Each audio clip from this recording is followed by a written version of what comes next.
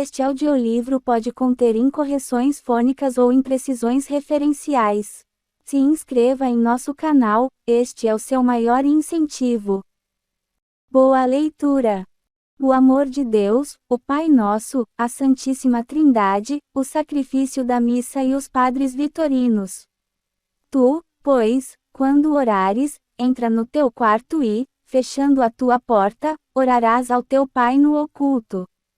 E o teu Pai, que vê no oculto, te recompensará. Mateus 6, 6. No final desta exposição vocês encontrarão um anexo contendo alguns capítulos do Tratado sobre a Santíssima Trindade escrito por Ricardo de São Vítor no século XII. Ali estão traduzidos 6 dos 25 capítulos que compõem o livro 3 do De Trinitate de Ricardo de São Vítor.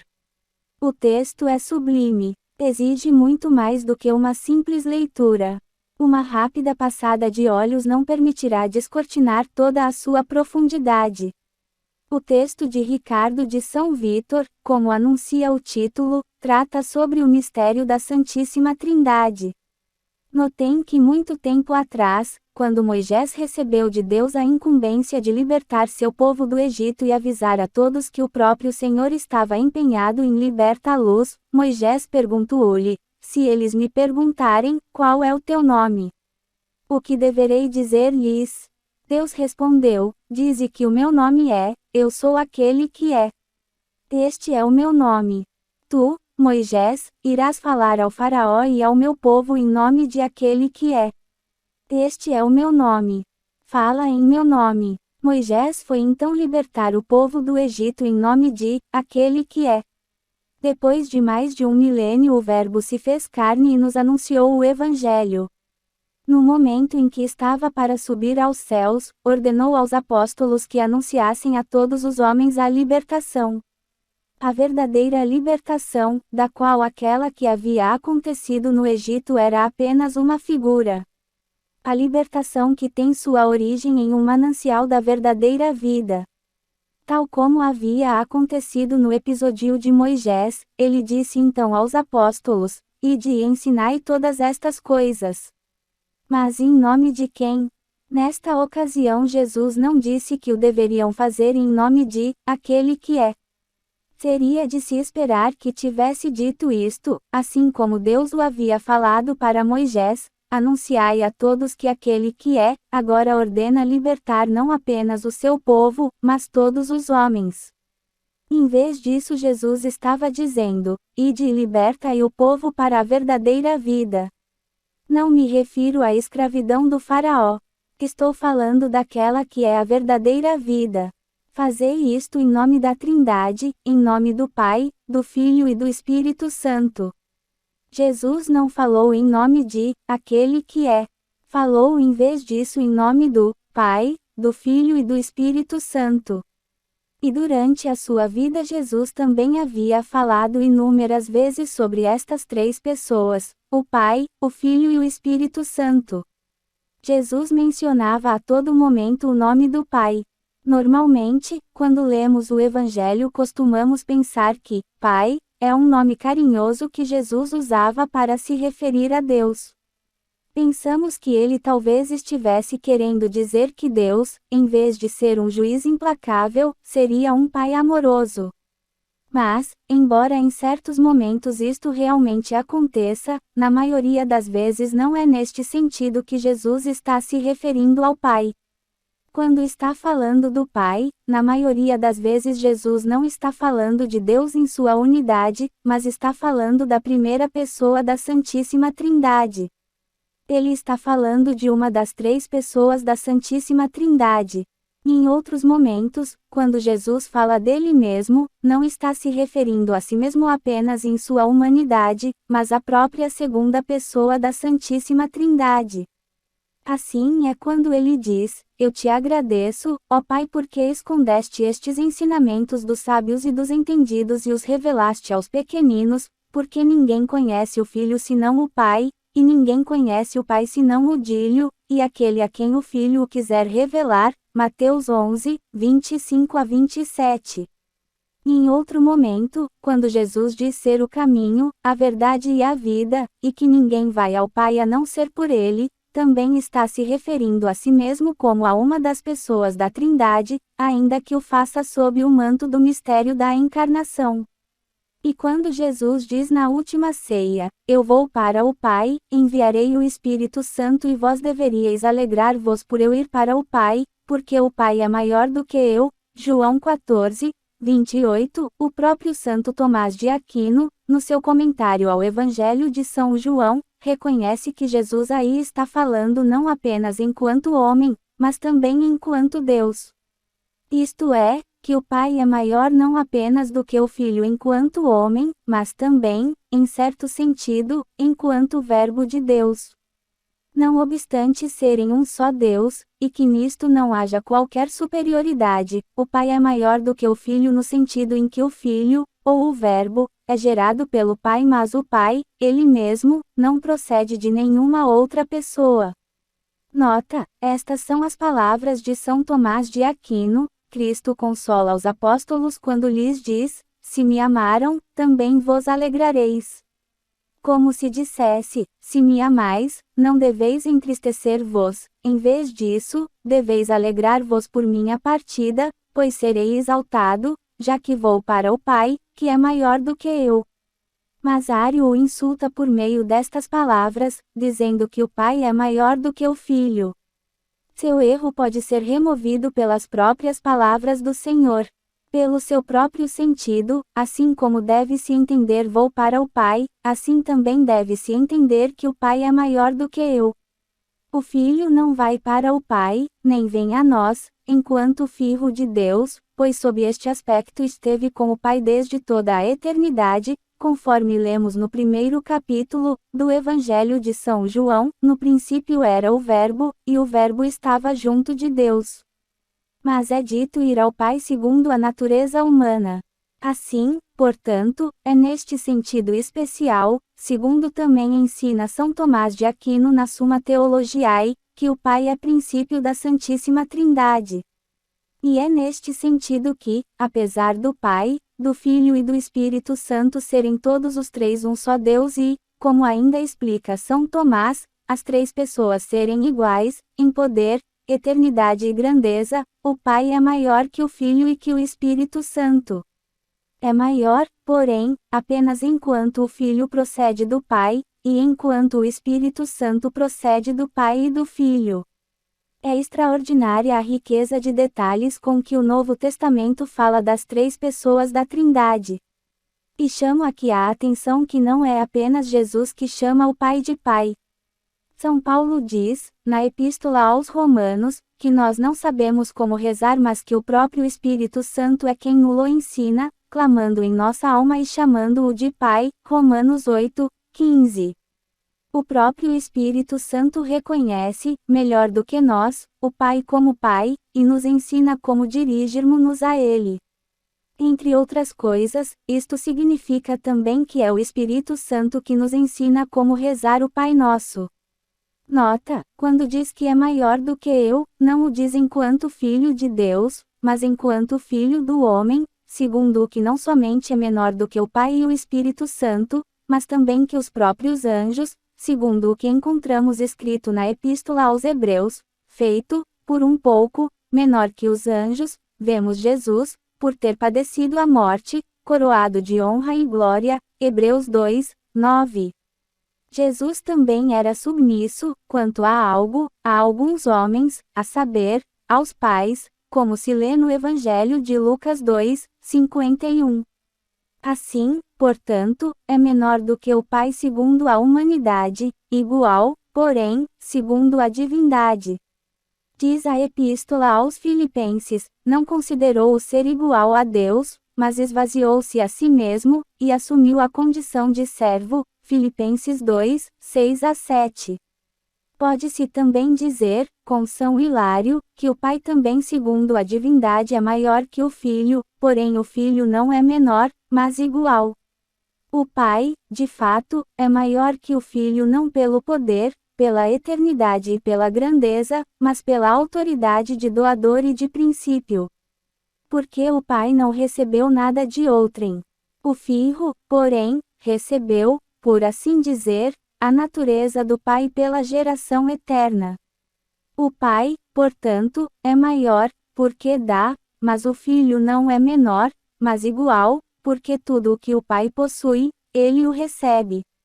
Diz a Epístola aos Filipenses: Deus o agraciou com o nome que é sobre todo nome, Filipenses 2:9. De fato, aquele a quem se dá o ser, já não é menor do que o que dá, São Tomai Aquinates, em Evangelium Sancti Joannis Comentaria, Caput XIV, Lectio VII. Contudo, em todo o Novo Testamento não existe uma declaração formal do que seja aquilo que conhecemos hoje se pelo nome de mistério da Santíssima Trindade. Em nenhum momento o Novo Testamento se refere a um mistério cujo nome seria a Santíssima Trindade e que ele consiste na existência de três pessoas em um só Deus, que as pessoas são realmente distintas mas as três são um só Deus, que não há três deuses, e sim um só Deus, e que estas três pessoas são o Pai, o Filho e o Espírito Santo. O Novo Testamento nem sequer declara que os três são pessoas e que, enquanto pessoas, na qualidade de pessoas, a segunda procede da primeira e a terceira procede das duas primeiras. Tudo isto pode ser concluído das inúmeras afirmações do Novo Testamento, mas não há, no Novo Testamento, nenhuma declaração concisa que contenha esta síntese, embora o mistério seja mencionado a todo momento. Na Epístola aos Efésios, logo no seu início, São Paulo diz: Bendito seja o Pai de nosso Senhor Jesus Cristo, que nos abençoou com todo tipo de bênçãos espirituais em Cristo, para sermos santos e irrepreensíveis diante dele no amor. Efésios 1:3-4. Nesta passagem, e no restante do capítulo, apesar do apóstolo estar falando de Cristo em sua humanidade, ele está claramente se referindo a pessoas distintas. Nas cartas dos primeiros cristãos encontramos passagens semelhantes. Santo Inácio de Antioquia, que citamos várias vezes em outras ocasiões, discípulo pessoal de São João, que também conheceu a Virgem Maria e de cujo encontro com ela resultou sua conversão final a Cristo, deixou escrito, próximo à sua morte, uma carta à Igreja da Magnésia. Esta e outras cartas de Santo Inácio podem ser encontradas no site cristianismo.org.br. A Magnésia era uma cidade situada onde hoje é a Turquia. Os que moravam na Magnésia eram chamados de magnésios. Na carta aos magnésios há uma passagem, aparentemente despretensiosa, mas muito significativa, onde Inácio diz que, convém, segundo o poder de Deus Pai, conceder ao bispo todo o respeito, mas não na verdade a ele, mas ao Pai de Jesus Cristo, que é o verdadeiro bispo de todos. Magnésios 3:1. Notem o quanto esta passagem é extraordinária. Pelo nosso modo comum de pensar do século XX e XXI, julgaríamos que Inácio deveria ter dito que devemos dar todo respeito ao bispo não por causa dele mesmo, mas, por causa de Jesus, que é o verdadeiro bispo de todos. Mas ele não está se referindo a Jesus como o verdadeiro bispo de todos, mas ao Pai de Jesus Cristo, que é o verdadeiro bispo de todos. Está escrito assim: convém, segundo o poder de Deus Pai, conceder ao bispo todo o respeito, não porém ele, mas ao Pai de Jesus Cristo, que é o bispo de todos. Magnésios 3:1. É patente também como os primeiros cristãos distinguiam claramente as pessoas uma das outras. Tinham consciência do quem eram estas pessoas por causa da intimidade com que Jesus falava delas, pois ele mesmo era uma delas e com elas vivia na Santíssima Trindade desde toda a eternidade. 2000 anos atrás esta pessoa assumiu uma natureza humana para que, pela obra de sua encarnação, nos pudesse trazer de volta para o consórcio com a Trindade. Veio conversar conosco e viver conosco. E, na verdade, não apenas tomou por empréstimo uma natureza humana, mas assumiu uma natureza humana sem abandonar a divina. Continua com essa natureza humana e através dela quer unir-se a nós pelas virtudes teologais da fé, da esperança e do amor. E foi por este motivo, inclusive, que no cristianismo o matrimônio foi elevado a sacramento, para que a união entre o homem e a mulher batizados passasse a significar a união entre Cristo e a Igreja, a qual união, por sua vez, é a expressão da união entre o Pai e o Verbo. Trata-se, portanto, de uma imagem que torna visível entre os homens o próprio mistério da Trindade.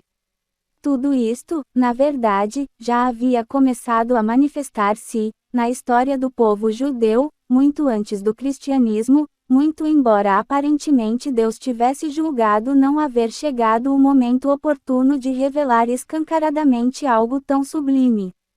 No Antigo Testamento Deus o fez apenas indiretamente para que, quando mais tarde o revelasse claramente, não pudéssemos dizer que fosse uma novidade.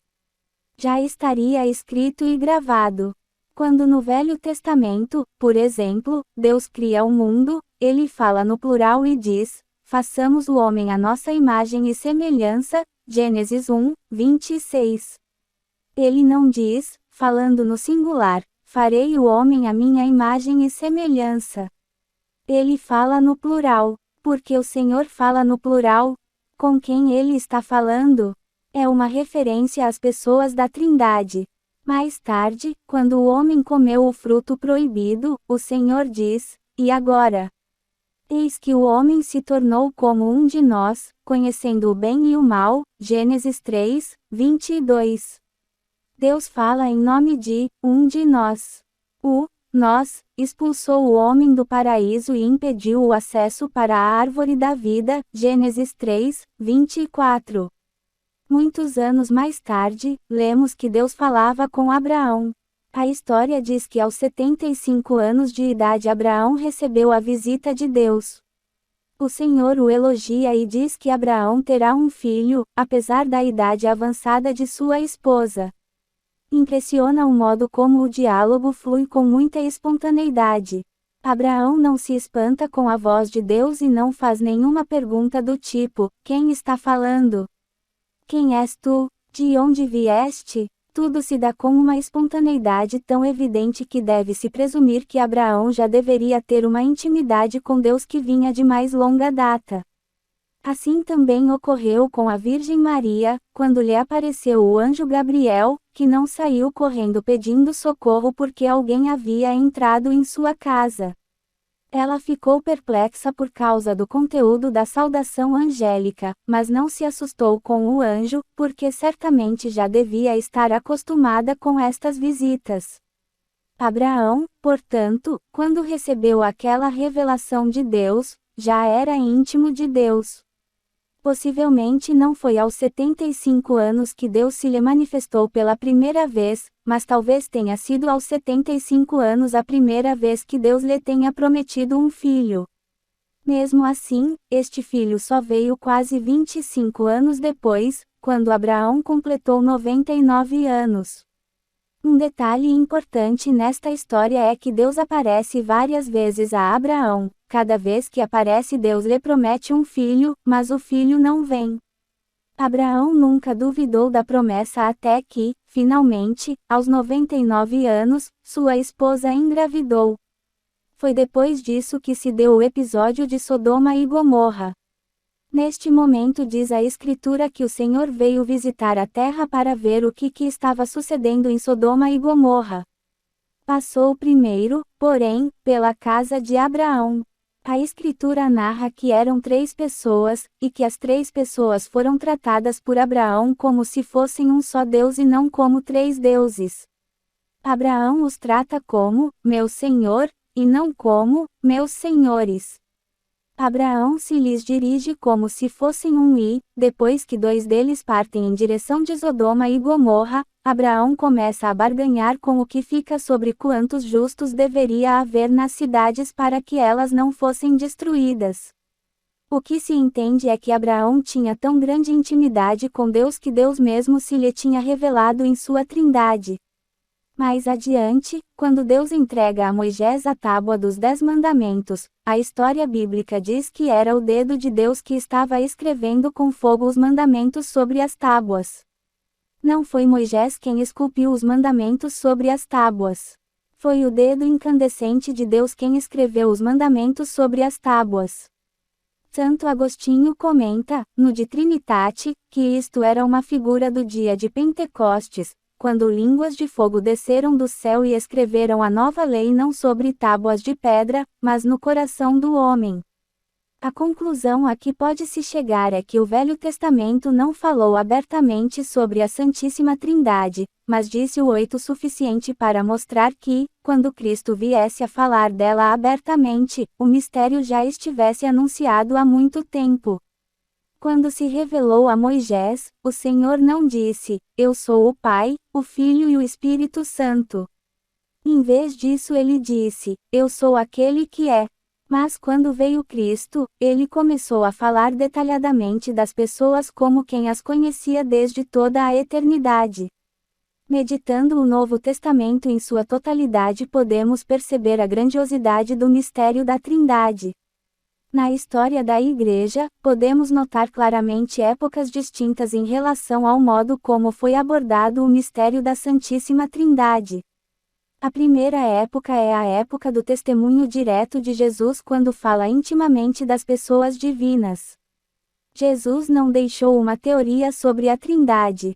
Ele nos falava dela como quando nós falamos de nossa casa e de nossa família. Quando nos referimos a nossa esposa e nossos filhos, não costumamos fazer um tratado ou dar um curso. Simplesmente vamos apresentando quem eles são e como eles são. É assim que Jesus falava desta realidade e foi assim que os primeiríssimos cristãos também o repetiram. É assim que o fazia Santo Inácio de Antioquia. Chegamos, então, em pleno século II. É quando se inicia a época dos 3 séculos seguintes ao século I, quando já tinha cessado a era apostólica. Todos os apóstolos já tinham morrido, e também todos os que tinham conhecido pessoalmente os apóstolos. Foi a época em que muitos dos novos cristãos começaram a fazer grande confusão sobre o tema. O que seriam as 3 pessoas? Somente uma seria Deus, ou seriam as 3? Mas se fossem as 3, como então seria possível haver apenas um só Deus? E se era um só Deus, como nele poderia haver 3 pessoas?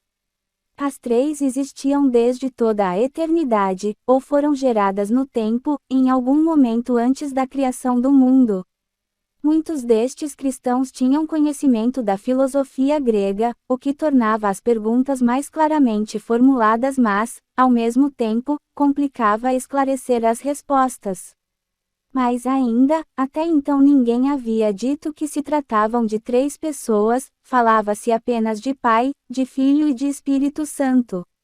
Quando foi sugerido que poderiam ser 3 pessoas, começou uma discussão sobre o que significaria exatamente o termo pessoa, e se seria correto utilizar o termo na questão da Trindade, já que as próprias Escrituras não o utilizavam.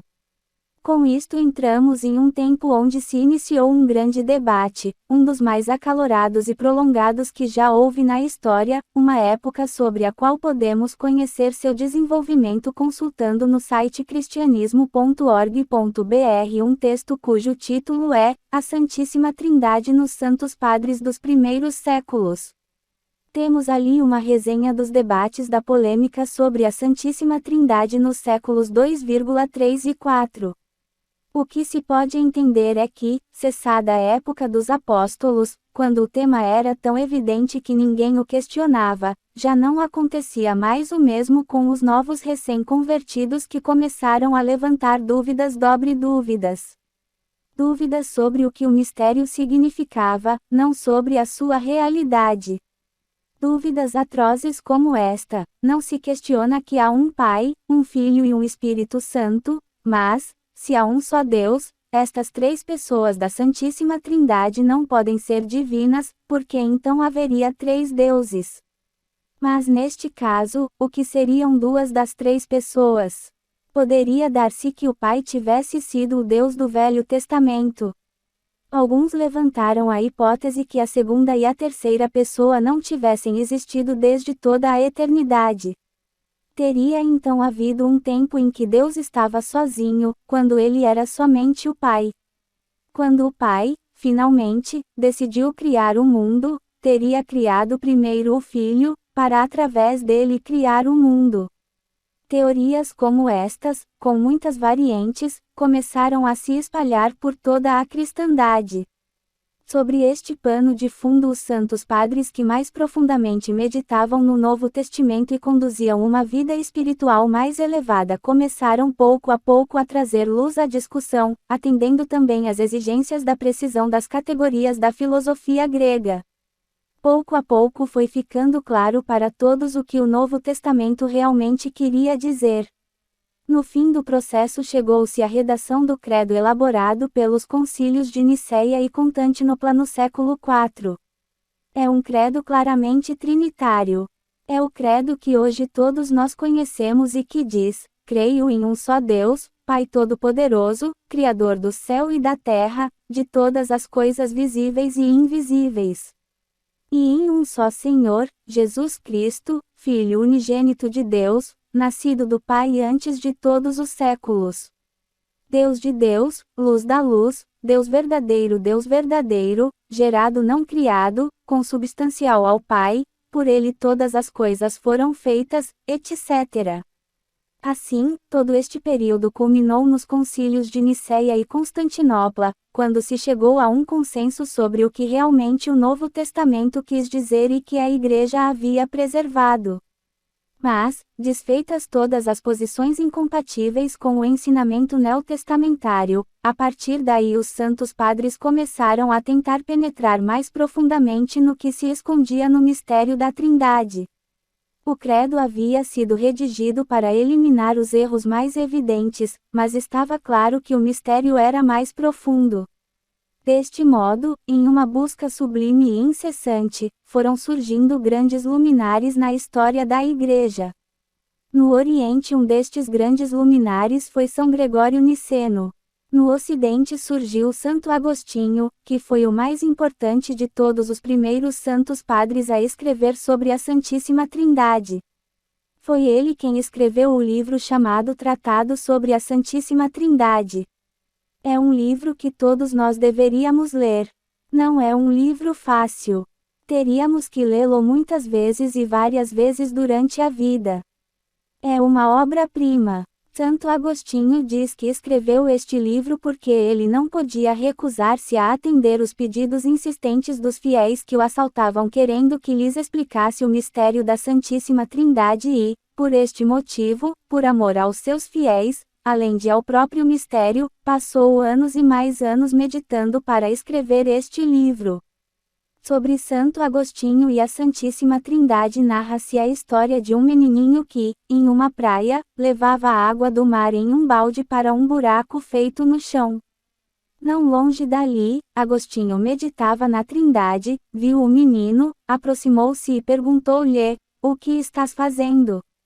Estás há bastante tempo recolhendo água do mar e a derramas neste buraco feito no chão. O que pensas em fazer?" O menino então respondeu a Agostinho: "É muito simples. Quero recolher toda a água do oceano e colocá-la aqui neste buraco." Agostinho então responde: "Mas meu menino, não vês que é uma tarefa impossível? Nunca irás conseguir encher este buraco com a água do oceano." Neste momento o menino teria feito um sorriso e respondido: "É verdade, mas trata-se de algo muito mais simples do que uma inteligência humana compreender a Santíssima Trindade." Ouvindo isto, Santo Agostinho teria desistido de seu projeto. Esta é a história. O problema, porém, com esta história, é que provavelmente nunca aconteceu. Santo Agostinho nunca a menciona nas suas obras. Ele também nunca se envergonhou ou se arrependeu de ter meditado sobre a Santíssima Trindade. Muito pelo contrário, ele só chegou a publicar seu livro em vida porque, depois de 14 anos de meditação, um ladrão que sabia que ele estava escrevendo o livro e não podia esperar mais tantos anos para lê-lo, invadiu a casa do bispo e roubou os rascunhos.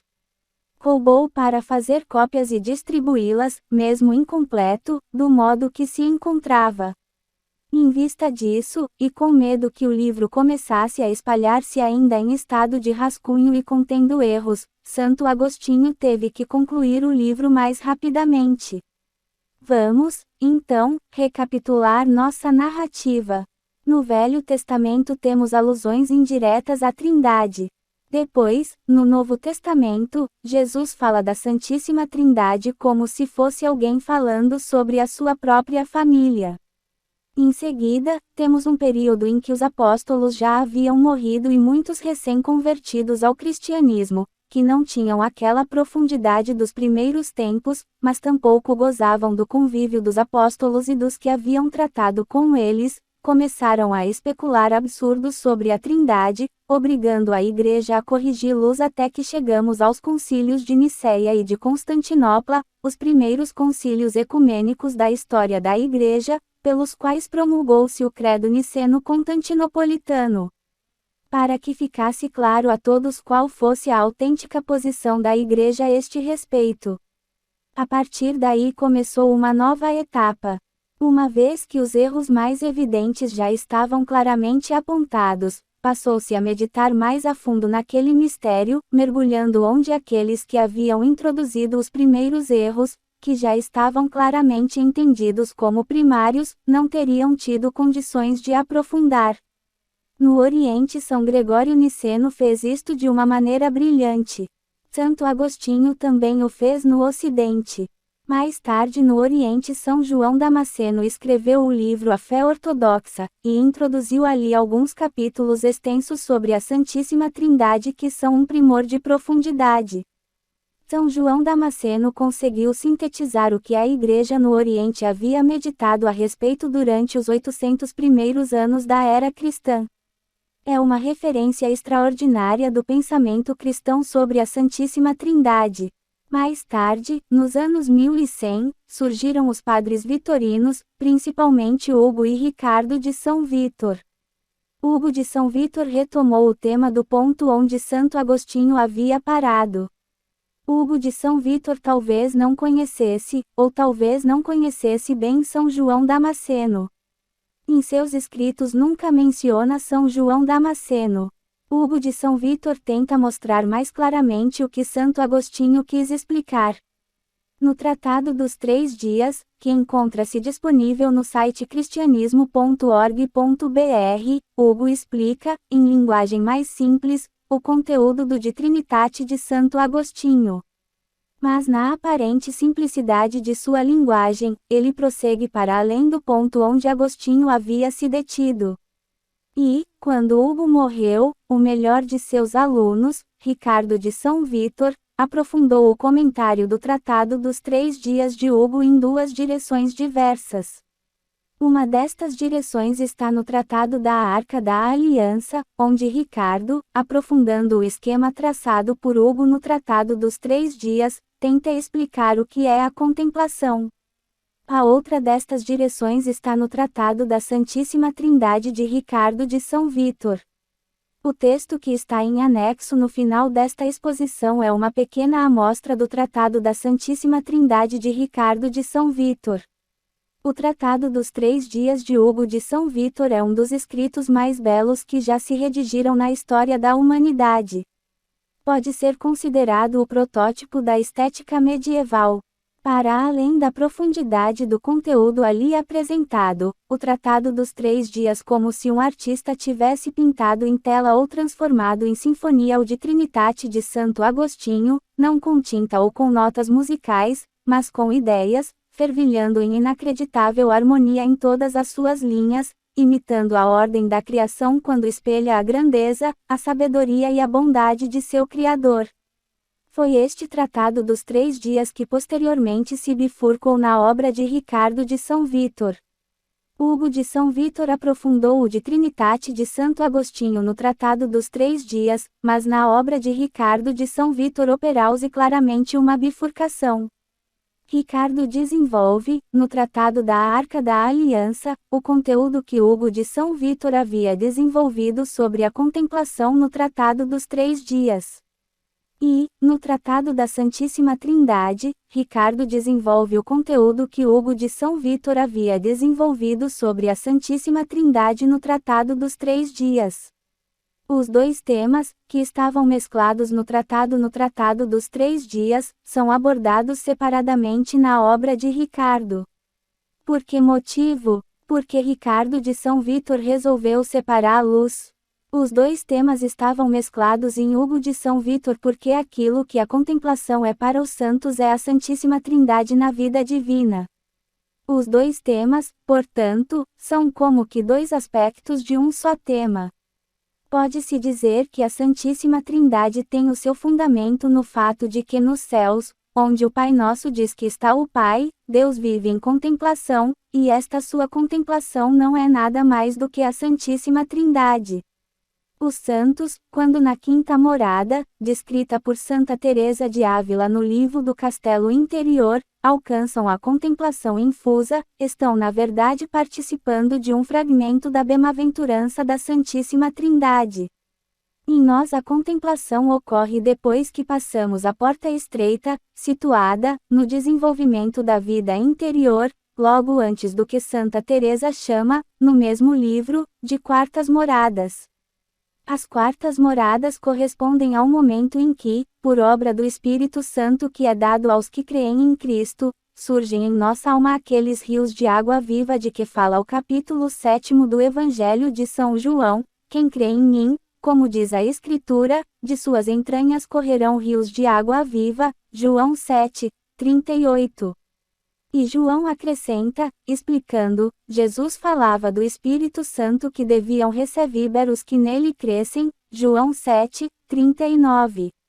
Esta água viva, mencionada no 7º capítulo do Evangelho de São João, é uma vivência extraordinária de um amor sobrenatural que se realiza sob a ação dos dons do Espírito Santo. É a este amor que Jesus se referia quando dizia: vim espalhar um fogo sobre a terra, e que mais desejo eu senão que se acenda. Lucas 12, 49. E são também a estes rios de água viva que São Diadoco se referia, quando escrevia: uma é a caridade natural da alma, outra aquela que pelo Espírito Santo lhe é infundida. Aquela que está em nós, quando queremos, se move com moderação pelo afeto de nossa vontade.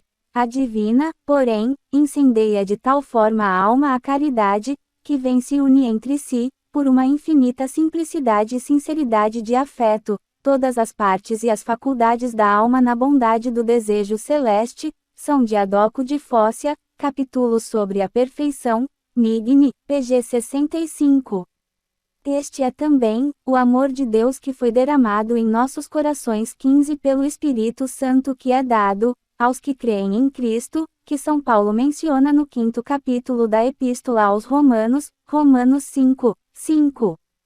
Diz também São Paulo, no 8º capítulo da mesma Epístola aos Romanos: são filhos de Deus todos aqueles que são movidos pelo Espírito de Deus, Romanos 8, 14. Este é o Espírito Santo que produz a contemplação. Trata-se daquela vivência supereminente da fé unida à caridade, movida pelo Espírito Santo, que introduz os homens naquela forma superior de contemplação associada ao dom de sabedoria pela qual se lhes manifesta a verdade e se tornam livres. Em Deus ocorre alguma coisa análoga, e muito mais sublime. A Santíssima Trindade é, em Deus, o análogo do que é, nos santos, a contemplação. E nos santos a contemplação é uma migalha infinitamente pequena da bem-aventurança da Santíssima Trindade. A Santíssima Trindade é Deus em contemplação, ou é a contemplação de Deus. Aqui, quando me refiro aos santos, estou me referindo à santidade heróica, a que deriva da contemplação. Quando admiramos nestes santos da Igreja aquelas virtudes extraordinárias, isto não se dá porque aquele homem nelas se exercitou, dia e noite, até adquirir, pela repetição do exercício, aquelas qualidades. Foi através da união da fé e da caridade na contemplação que ele alcançou, pela contemplação, aquelas virtudes extraordinárias. Aquelas virtudes heróicas são consequência da contemplação. E assim como ele alcança a plenitude da filiação divina porque contempla, assim também Deus é Deus porque é Trindade. A Trindade e a contemplação são, portanto, duas coisas intimamente relacionadas, ou dois lados da mesma moeda. Por isso é que Ricardo de São Vítor, vendo o manancial de profundidade que estava contido no Tratado dos 3 Dias de Hugo de São Vítor, decidiu separar as duas coisas. Decidiu tratar, seguindo a linha do Tratado dos 3 Dias, sobre a contemplação no Tratado da Arca da Aliança e sobre a Trindade no Tratado da Santíssima Trindade. Se Hugo, seu professor, conseguia tratar de tudo simultaneamente, Ricardo talvez não conseguiria fazer se quisesse entrar nos detalhes. O texto que vocês encontrarão em anexo no final deste escrito é um aperitivo do De Trinitate de Ricardo de São Vítor. Mas depois de Hugo e Ricardo de São Vítor veio Santo Tomás de Aquino, que foi o maior de todos. Não há como dizer em poucas palavras o que Santo Tomás fez em termos da Santíssima Trindade. É a parte mais complexa de toda a sua obra e precisaríamos de semanas para começar a explicá-la, mas de pouco em pouco podemos ir desenvolvendo o tema. Santo Tomás conseguiu unir em uma síntese a visão da Santíssima Trindade que vinha de Santo Agostinho com a que vinha do Oriente de parte de São João Damasceno. A maioria das pessoas que leem a Suma, e mesmo muitos daqueles que a estudam, não o conseguem perceber. Espero que estejam acompanhando este breve esquema de síntese histórica que estamos fazendo. No Antigo Testamento havia alusões ao mistério da Trindade. Deus frequentemente fala de si na primeira pessoa do plural e aparece para Abraão como 3 pessoas. Abraão as trata como se fossem um. Na confecção das tábuas da lei o Espírito Santo aparece veladamente. Depois Jesus fala da Santíssima Trindade com tamanha intimidade que não precisa explicá-la por meio de nenhuma síntese. Somos nós que precisamos assimilar todas as suas falas e os testemunhos dos apóstolos para começar a entender o que aquele conjunto significa. À medida em que crescemos na vida espiritual e nos aproximamos da contemplação ou, melhor ainda, se tivermos chegado a ela, as coisas se tornam muito mais claras, porque a contemplação é ela mesma uma imagem da Santíssima Trindade. Jesus mesmo o disse, quando vier o Paráclito, que vos enviarei de junto do Pai, o Espírito da Verdade, que procede do Pai, ele dará testemunho de mim. Ele me glorificará, porque receberá do que é meu, e vô-lo anunciará. Tudo o que o Pai tem é meu. Por isso eu vô-lo disse, ele receberá do que é meu e vos anunciará. João 15, 26, 16, 14 de maio. Assim como os santos se santificam pela contemplação, que é o pão nosso suprasubstancial que pedimos no Pai Nosso, Deus é Deus por ser Trindade. É aquele manancial de amor está na vida trinitária que faz Deus ser Deus. Se Deus não fosse Trindade, ele não seria Deus, e não poderia ter criado nem mesmo um grão de areia. Aliás, nem seria Deus, tampouco existiria o universo e tampouco estaríamos vivos para entender o que fosse. Até para existir um simples grão de areia Deus tem que existir, e se Deus não fosse Trindade, Deus não existiria. Por isto é que, do mesmo modo os santos que não contemplam não se santificam, assim também os que não rezam não se salvam. Daqui também é possível perceber como todas estas coisas estão profundamente interligadas. Eu dizia, portanto, que depois da época do Antigo Testamento, houve outra época correspondente ao Novo Testamento. É ainda nesta época, em certo sentido, que podemos colocar os escritos de Santo Inácio de Antioquia. Apesar de suas cartas não fazerem parte do Novo Testamento, de algum modo Santo Inácio ainda vivia desta nota. No quarto pedido do Pai Nosso lemos: o pão nosso suprasubstancial dai-nos hoje, Mateus 6,11. Esta passagem costuma ser traduzida para as línguas modernas como: o pão nosso de cada dia dai-nos hoje. A palavra grega, epiousios, costuma ser traduzida como de cada dia, mas suprasubstancial seria uma tradução mais correta. Epiousios é uma palavra composta de epi mais ousios.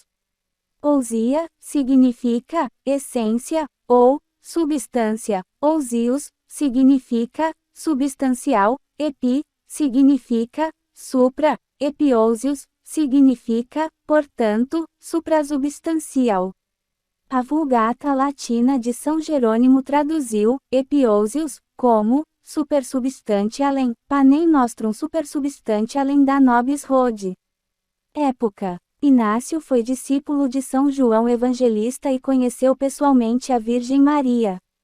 Seguiu-se depois outra época em que todos os que tinham tido acesso direto a Jesus ou aos apóstolos já eram falecidos. Muita gente nova aqui, sem ainda ter alcançado a devida estatura espiritual e muitas vezes sem a orientação de quem a tivesse, iniciaram muitas controvérsias sobre a Trindade, das quais, uma vez iniciadas, não conseguiam mais desvencilhar-se. A Igreja teve que submeter à consideração todas as incongruências que haviam se difundidas sobre a Trindade e, depois de muito trabalho por amor à fé da qual ela tinha recebido o depósito, chegou-se a um consenso claro sobre as questões fundamentais de que resultou o credo niceno-constantinopolitano. No período seguinte, já eliminados os erros mais elementares, começou o período de aprofundamento. Uma linha deste aprofundamento foi a seguida no Oriente por São Gregório de Nissa e São João Damasceno.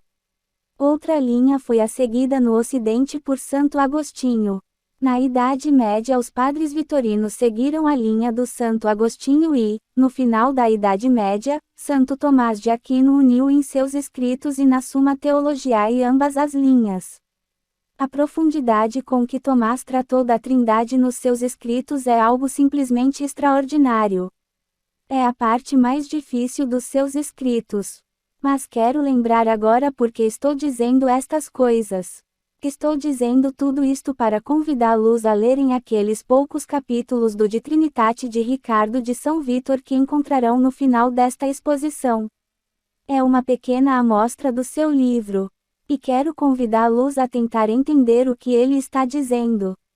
Mas sobre o De Trinitate de Ricardo de São Vítor vou dizer agora alguma coisa. Uma das coisas que Ricardo de São Vítor expõe em seu livro pode ser colocada da seguinte maneira. O mistério da Trindade diz que em Deus há três pessoas. Estas três pessoas são um só Deus.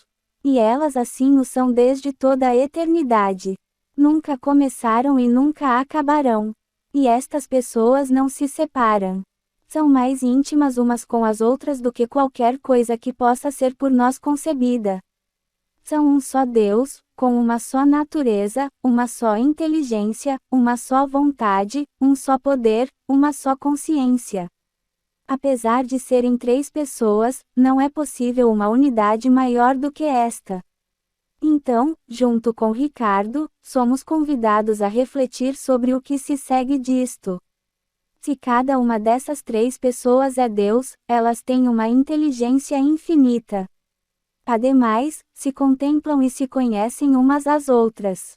E se nós, quando estivermos no paraíso, seremos felizes para sempre porque contemplaremos a Deus eternamente face a face, mas limitadamente, porque somos criaturas limitadas mas, não obstante, isto é a felicidade eterna, imaginem qual não deve ser a própria felicidade das pessoas da Santíssima Trindade. Pois elas se conhecem mais intimamente do que nós jamais conheceremos a Deus, mesmo estando no paraíso. As pessoas da Trindade podem esgotar a Deus infinitamente e de uma maneira que nós não seremos capazes de fazer nem no paraíso e muito menos na contemplação. Portanto, com certeza, a Santíssima Trindade é uma fonte de felicidade inesgotável para as pessoas divinas. E pode-se dizer ainda mais. Se alguém fosse capaz de ver um espetáculo como o que é visto pelas pessoas da Trindade, se alguém pudesse contemplar a extraordinariedade do que é Deus em toda a sua infinitude, isto com certeza causaria um amor das mesmas proporções. Um amor muito maior do que qualquer amor que nós jamais tivéssemos concebido, maior do que o amor de que viverão a Virgem Maria ou São Francisco de Assis. O amor que animava Maria e Francisco não é um milésimo bilionésimo infinitésimo do amor que deve existir dentro da Santíssima Trindade. Neste ponto Ricardo de São Vítor diz que todos sabem, porém, que o verdadeiro amor é por um outro. Não existe amor a si mesmo. O amor a si mesmo é egoísmo. Hugo de São Vítor diz, no comentário à Epístola aos Romanos, que o homem recebe o preceito de amar a si mesmo, pois é-lhe ordenado, amar o próximo como a si mesmo, Levíticos 19, 18. Mas amar a si mesmo, continua Hugo, significa amar a Deus, pois somente pode amar a si mesmo quem quer o bem para si mesmo, e o bem do homem é Deus. Portanto, até mesmo amar a si mesmo significa amar um outro. O verdadeiro amor é, portanto, por sua natureza, um dar-se. Ora, dar-se é dar-se a outro e vice-versa. Todos nós temos experiência que para amar há que se amar outra pessoa e que, para ser amor verdadeiro, esta outra pessoa tem que amar em retribuição. Então, diz Ricardo, é evidente que se Deus tem uma inteligência de si tão grande do qual resulta um amor tão proporcionalmente grande, Deus não poderia ser uma só pessoa, porque neste caso Deus não experimentaria o verdadeiro amor, o amor que Ele mesmo exige de suas criaturas como o maior de todos os mandamentos. Ricardo acrescenta que Deus não poderia experimentar a infinitude do amor que lhe compete pela sua inteligência e natureza se amasse apenas as suas criaturas. Nós somos muito limitados para esgotar o amor que Deus tem para dar. Por mais que Deus nos amasse, Ele não nos poderia amar infinitamente. Ele não poderia dar-nos a perfeita divindade. Não poderia dar-se infinitamente a nenhum de nós. Mas no verdadeiro amor as pessoas se dão de igual para igual. Por mais que alguém ame um cachorro, um gato ou um passarinho, este nunca será o amor a que alguém poderá chegar por uma esposa que seja digna de seu marido e vice-versa. Portanto, diz Ricardo de São Vítor, para experimentar o verdadeiro amor, é necessário ter um igual. E obviamente, diz Ricardo de São Vítor, é exatamente por este motivo que existe a Trindade. É porque Deus é amor. É por isso que Deus preceituou que nós nos amassemos, e é por isso que é pelo amor que alcançamos a contemplação. O amor é sempre um amor por um outro, e o fato de haver um outro que nos corresponda é o que nos traz a felicidade do amor. Seria incoerente que Deus nos tivesse criado à sua imagem e semelhança e nos preceituasse algo tão importante o experimentasse em si mesmo. Portanto, entre as pessoas da Santíssima Trindade há um amor infinito, um amor mútuo, tão extraordinário e tão grande que nunca começou e nunca irá acabar, e que as pessoas divinas nunca se cansarão de vivê-lo. As pessoas divinas nunca tiveram férias. Nunca o pai dirá ao filho, meu filho, agora o pai vai passear. Espírito Santo, dou-te suas semanas de licença, deixa-me um pouco sozinho porque já faz uma eternidade que estamos juntos, preciso de um pouco de descanso. Isto é uma impossibilidade. As pessoas divinas não deixarão de se amar nunca. Este é o verdadeiro amor. Mas temos aqui alguma coisa ainda mais impressionante. Algo em que Santo Agostinho não insistiu tanto, mas que vai naquela linha que vem de São Gregório Niceno, passa por São João Damasceno e que depois se une em Santo Tomás de Aquino. Os padres do Oriente ficaram muito impressionados quando Jesus diz aos apóstolos que deveriam alegrar-se por Jesus voltar para o Pai, porque o Pai é maior do que ele. Se me amaram, diz Jesus, se alegraram quando eu disse que vou para o Pai, porque o Pai é maior do que eu, João 14, 18. E aqui Santo Tomás de Aquino, quando escreve o comentário ao Evangelho de São João e considera o que Jesus queria dizer quando afirma que o Pai era maior do que ele, recolhe do pensamento de São Gregório de Nissa e de São João Damasceno. Santo Tomás de Aquino diz que Jesus não falava assim apenas enquanto falava como homem, mas também porque, em certo sentido, também enquanto Deus, o Pai era maior do que ele. Não porque o Pai fosse mais Deus do que o Filho, já que os dois são um só Deus e o Filho não sua criatura, mas porque o Filho procede do Pai e então, sob este aspecto, o Pai é como que um princípio da Santíssima Trindade. Esta afirmação era algo que São João Damasceno havia 22 sublinhado de uma maneira muito forte em seus escritos. Há um certo modo de hierarquia dentro da Santíssima Trindade. Não há desigualdade entre as pessoas pela essência ou pela divindade, mas o Filho tem certamente consciência que foi gerado pelo Pai desde toda a eternidade e o Pai tem consciência que está gerando o Filho desde toda a eternidade.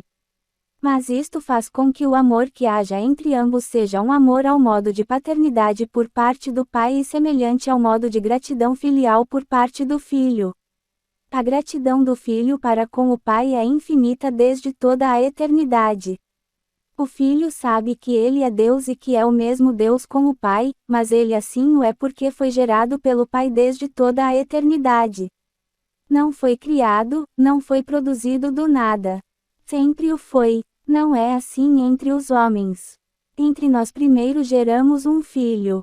Depois de haver gerado nosso filho, a geração cessa e o que existe entre nós é uma relação real entre pai e filho. O ato da geração é diferente da relação que vem depois. O que ocorre na Santíssima Trindade é que há esta relação desde toda a eternidade, sem ter havido um ato criador, como se a própria relação e a geração de algum modo se confundissem entre si. Não é algo fácil de entender. As pessoas supõem que são pais de seus filhos porque um dia conceberam seus filhos e lhes deram a vida. Mas não é apenas por isto.